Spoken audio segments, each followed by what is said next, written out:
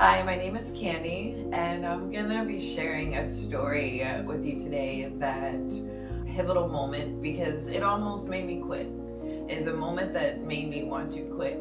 It was a moment where all of my circumstances surrounding me were telling me that I wasn't good enough and I needed to stop and I'm never gonna make it and everything I'm doing is a waste of time. But I want to talk about the story about this event. Pretty much one of the worst days of my life. The story about perseverance for a single woman, a single mother, a domestic violence survivor, for someone with no college degree. This is a story of perseverance for someone that had every card stacked against her. I'm gonna tell you a story about I can't really say it's the worst day of my life, but it's definitely one of the worst days of my life that almost made me give up on this career. Almost made me listen to the voices that said, it's too late for you, you're too old to be out here doing this, you've got too much working against you. This is a story about having to ignore all of that stuff, even though it was presenting as such to make me believe it. Basically, I lost my home. I lost my home, and the day I lost my home, I had to perform.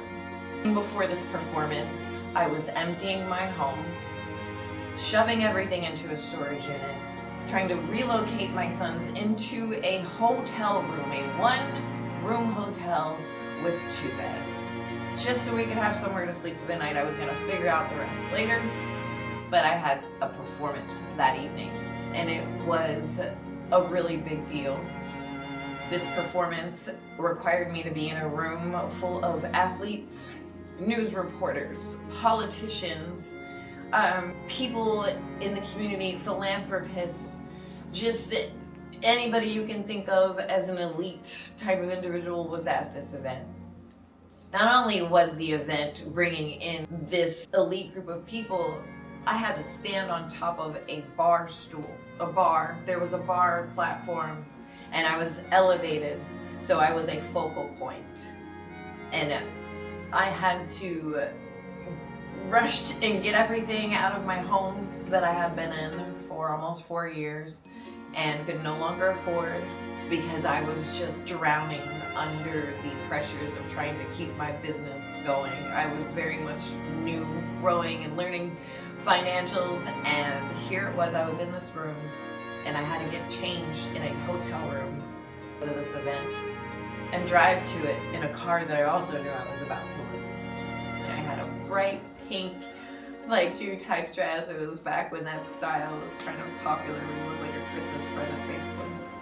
And I had to beat my face and put on the makeup and have my electric violin. It was the LED butterfly, and it was a lot. I had to tune everything out and just channel Candy the Violinist, because that's all I had to show up as. I couldn't show up as this girl whose life was falling apart. I had to show up as Candy the Violinist. And I got there, I set everything up out on top of that bar stool, and I mean, there were so many people at this event, and people have their phones out, they have their cameras out. I'm seeing athletes, I'm seeing basketball players, I'm seeing football players, I'm seeing news reporters, and on the inside I was screaming, and I just remember thinking, God, why am I here? Why do you have me in this room with all of these people, and I'm standing next to somebody who is wearing an outfit that can take care of every problem I'm facing right now financially? And I just didn't understand, why are you putting me in these rooms? And he said very vocally, very loud and clear, I'm putting you on a pedestal.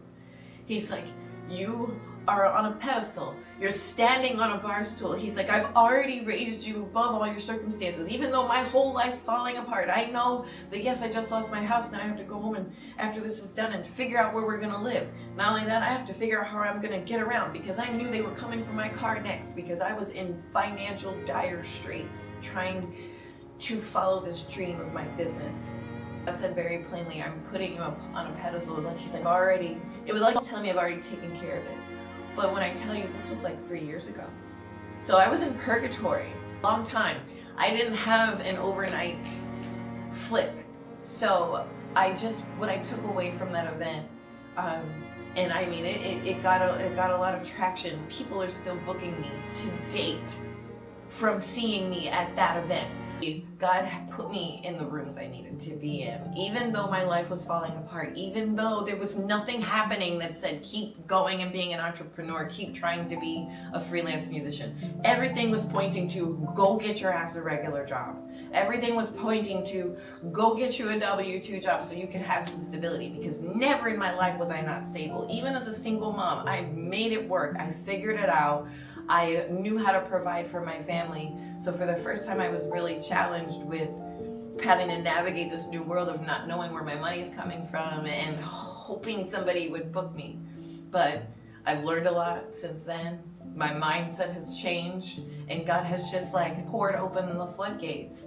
And I will never be in that position again. I feel like I can confidently say that I'll never be in that position again. But yeah, talk about having to see the opposite of what's happening around you. So I feel like sharing that story is to say that no matter what is happening, no matter how bleak it looks, no door that you are supposed to walk through can be closed. And it might be really ugly and it might be really uncomfortable, but eventually if you keep going, if you stay the course, you will persevere. I would say don't give up on your dream, and you need to bet on yourself. That W-2 job that you think is so comfy and cozy, yeah, they might throw you some benefits, but guess what? If they wake up in a couple weeks and corporate decides that your position is dissolved, it's gone. So bet on yourself is what I would say.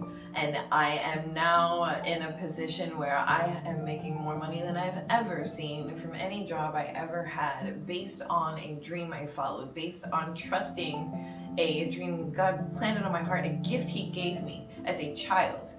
So I can say that I didn't start my professional violinist career until 2018. I was 38 years old, post-divorce, domestic violence survivor, single mom of 3 boys. Like, kidding me? You know, I'm coming out here with people half my age doing this stuff.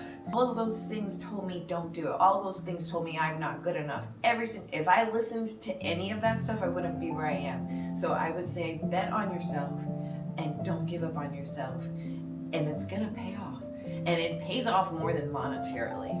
I am fulfilled. I am happy. I'm doing what I love. I am sharing a gift that I was given, and it's passionate because it comes from the mud. It doesn't come from a silver spoon. It comes from work. It comes from determination. It comes from not giving up on myself and people pouring into me to help me see what they saw. Even if you're not a musician, if you're just anything at all that you want to pursue, at the end of the day, the fact is we're all going through things, and you don't know what the next person is going through. So I want to tell you not to give up. I want to tell you to lean on whoever you have to lean on. And if you believe in prayer, do that. Whatever it is, lean on that and trust yourself and trust your instincts and pour into yourself. Because it was through loving myself, it was through having self-worth that I had the courage to even go out and attempt any of these things at such a late stage in life where it said everything else had failed. I didn't get a college degree because I dropped out pregnant. I married to a toxic marriage, so I didn't have a supportive husband. I had to raise 3 children on my own. Those boys are now 18, 20, and 22, and they're thriving. God gave me all the tools I needed to be on this side of the fence. So whatever it is that you've been given, whatever gift it is that you have, whatever dream it is in your heart, I would encourage you to do it. Because what is the point of being on this earth if you're doing something you don't want to do? All right, and I would just encourage you to keep the faith. And no matter what it looks like, have faith and trust. That's a season that can only last for a season. Seasons come and go. So there is a time for a fruitful season, and there's a time to plant seeds. And the time in between, you just trust the process.